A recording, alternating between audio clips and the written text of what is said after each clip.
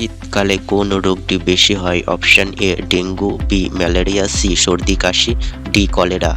সঠিক উত্তরটি হবে সর্দি ও কাশি।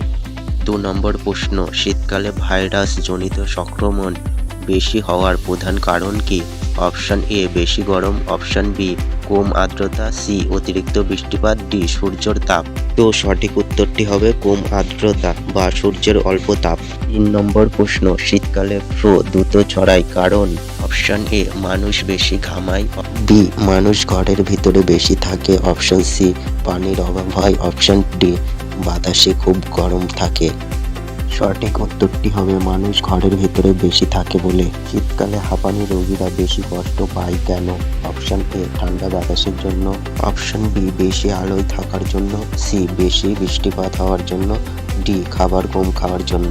ঠিক উত্তরটি হবে অপশন এ ঠান্ডা বাতাসে থাকার জন্য। শীতকালে ত্বকের সমস্যা বাড়ে মূলত কোন কারণে? অপশন এ অতিরিক্ত জলপান করা, বি কম সূর্যালোক, সি শুষ্ক আবহাওয়া, বি বেশি ঘামা।